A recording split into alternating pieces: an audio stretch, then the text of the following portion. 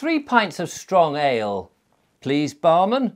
Apparently that's what you need if you want to live a long life. Well, according to the Norfolk Chronicle, on the 7th of February 1782, Benjamin Parker breathed his last. He was 103 years old. He was a labourer who had worked on various farms in his lifetime in and around Diss in Norfolk. And he died this old age with the secret of his life down to 3 pints of strong ale.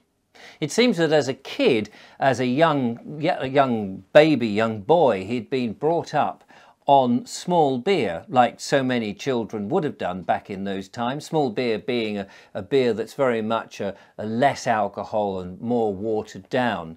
But as he grew up to become a younger man, he was on strong ale. And that is what he credits his long life with. He didn't touch things such as tobacco. He didn't chew the tobacco. He didn't have intoxicating spirits. He got rid of all of that and just stuck to 3 pints of strong ale. That was what would keep him going for all his times. In fact, he had a motto he would tell everyone, and I've written it down here: snuff nor tobacco, gin nor yet tea. A pint of good beer is the liquor for me. And it seems that it was working for him. His wife, Ethel, used to brew the beer in the last 40 years of his life, and they would have a very special recipe which they didn't reveal to anyone else. He had a certain type of beer. He would certainly invite others to come and partake of it, but he wouldn't tell them how they made it. And it seems that it was very good. Poor old Ethel sadly died a year before Benjamin died, but they both died of an old age. Benjamin only had his brother, who had died before him a few years before that, and he had no other dependents to leave his things to.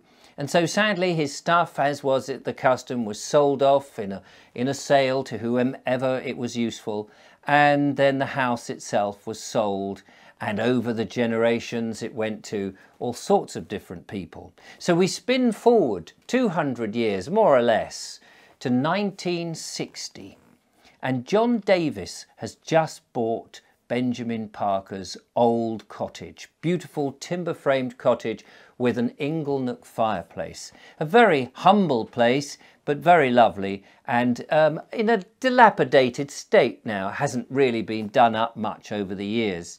And John Davis, being a lab technician at the local chemical plant, was somebody who enjoyed modernising things and wanted to turn it from this somewhat old-fashioned place into something more modern.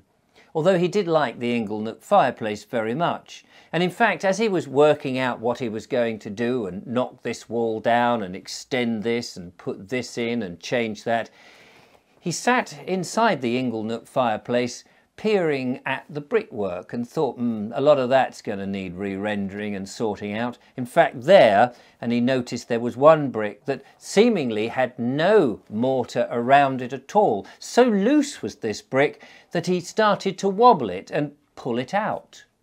Well, the brick came out and he could see there was a cavity, and behind the cavity was an earthenware pot, a stone pot, about this high. He pulled out the pot and he shook it. It contained liquid. Wait a minute, he thought. He'd heard about the rumours that the original owner, Benjamin Parker, had been brewing his own beer, and was rumoured that 3 pints of strong ale was the elixir of life and gave him the ability to live over 100 years. And John Davis thought to himself, I wonder if this has got the beer in it. So he opened the screw lid of the earthenware pot and peered in. Well, there was that pungent smell of beer, but he wasn't prepared to drink it because, well, he didn't know if it was airtight or not and potentially had gone mouldy. But would he be able to determine, he thought after all these years, what the ingredients were? Well, he was a lab technician at a chemical firm, and analysis of chemicals was one of the things they happened to do. So he took the liquid the next day to the labs, and he gave some of his colleagues the task of analysing the liquid and giving him a report. Well, it took a little bit of time, obviously, because they had their own work to do, but in time a report came back, and it said that the beer was made up of the ingredients typical of beer, of barley, but an interesting strain of barley that was around in the 18th century, but now we had modernised barley a bit, so it was somewhat different. There was water, but this was a certain type of pH water that was often found in the aquifer in the area, and not necessarily that was being pumped through the pipes, and would have been found in perhaps wells in the houses of that age. Then there was the yeast. Well, it seemed that the yeast hadn't really changed much, and they compared it with a local brewery, and they could see that the yeast was pretty much the same. And then the final ingredient of beer is usually hops, but it wasn't hops in this case. It was heather. It was a type of heather that again was prevalent in the 18th century, but now, thanks to pesticides, insecticides and fungicides and the commercial farming, had been pretty much eradicated from the farmlands and area, which was a bit of a shame. And John was thinking about this, and he thought, I wonder if I could actually remake this beer. Was there something about the ingredients that would have given me long life? Well, he was chatting about this to the vicar one day of the local parish, and the vicar said, yes, the heather was prevalent around there. You'd be better off looking in the churchyard to see if you can find some. We have an enormous array of wild flowers in the church. You see, it is the one part of ground, not only is it consecrated, but it hasn't been disturbed by modern farming. And so many of the pesticides and various other chemicals that have leached into the ground have not reached the parish church. Plus the fact it's also on higher ground, as most churches are, and any chemicals would be gravity led down towards the rivers. So John Davis thought that was an excellent idea, and he did go to the church and he had a rummage around, and he found, in fact, Benjamin Parker and his brother, he didn't know he had a brother, a grave next side by side, and not far from them, lying there, was against the wall in the sun, the heather in question.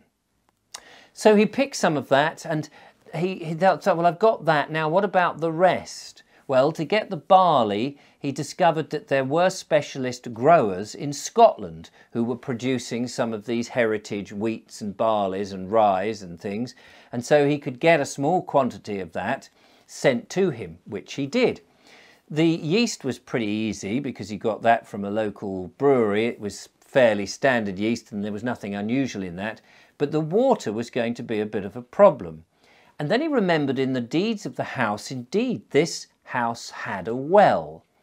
So he had to find the well and lift up the floorboards, and as it happened, the well was pretty clear, and he sent bucket down after bucket, and he threw the water into the garden.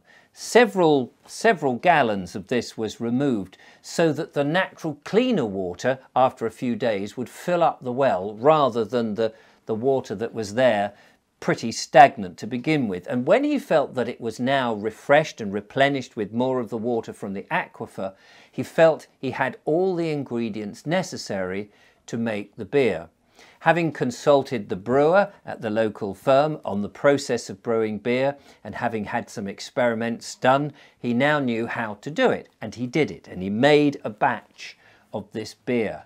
Well, it took several weeks for it to ferment and do what beer does and then mature enough to be ready. But he was happy that it was ready, and with some excitement and a little bit of trepidation, he decided to pour himself out a pint of this beer. It looked and smelt like any other beer that you would find. It was crisp, it had a little froth on the top, and when he put it to his lips, the aroma was splendid. So he drank some, and yes, it was perhaps a bit bitter than the beer he normally would be used to, but it was pleasant enough. It was very strong. Was it the elixir of life, he thought? Well, he had a week off and he decided that what he would do was experiment for a week by drinking 3 pints of strong ale each evening. In the daytime, he would be working on the house and doing his refurbishments, and he didn't want to drink during the day because it was quite strong ale, and he didn't want to fall off ladders or make mistakes in any of the painting and other crafts that he was doing. So he limited himself to the evening. At the end of the week, he knew that his mate Tom, another lab technician at the chemical plant, would be coming over because they enjoyed playing chess together. And as he was getting to the end of the barrel, and beer has a limited life, he thought he would share the last couple of pints with his mate Tom. And as a bit of a laugh, he would pour some of the liquid, the last pint or two, into the stone jar and put it back into the inglenook fireplace so that he could demonstrate to Tom how he found it and all of that. Well, the day came and Tom came round and they set up their chessboard, and he was proudly getting all the points into position. He had had a very successful week. The house was looking so much better, and he'd been drinking this wonderful ale, 3 pints of strong ale each night, and it was now time to introduce Tom to some of these pints. Well, Tom was intrigued, and so was John, because he opened up the little alcove and found the pint, the stone jar in there after removing the brick, and he pulled it out. And as he pulled it out and put it on the table, his eye caught something else. The light hit the interior of this little alcove a bit more. And he looked in there and he thought, hang on, what's that? He put his hand deeper into this hole in the bricks and came out with a leather pouch. Now, he hadn't noticed that before, which he thought was rather strange. And he opened up this, and inside was a note. It was written on some old parchment in a very faint and scrawny hand, but it was just about legible. And Tommy said, look at this, I'll read it to you. And curiously, it was a confession written by Benjamin Parker in 1780, 2 years before he had died. It was a confession to say that he and his brother, who argued endlessly for years on years, had come to blows one time, and so much so that they'd hated each other and things had got beyond a joke. And the confession said that he had decided that he would poison his brother and kill him off. And he had made special batches of the beer. John was somewhat perturbed about this because he remembered seeing Benjamin's brother next to him in the graveyard. And he turned to Tom and said, "This is most peculiar." Tom's face was ashen. He said, "Blimey, you look as if you've seen a ghost." And he said, "I'm not sure. I meant to tell you this earlier in the week, John," said Tom. "We were analysing the ingredients of the beer, and I didn't think of it of any consequence, but the ingredients of the beer on their own are perfectly harmless. But mix the barley and yeast and that particular type of heather together, and what you get is a sort of poison. It's all right in small doses, but if you were to drink any large quantity of it over, say, a few days, it would have lethal effects." John looked at him and told him to ring an ambulance. And that night, John Davis was in hospital when the machine, the heart monitor, made a continuous tone.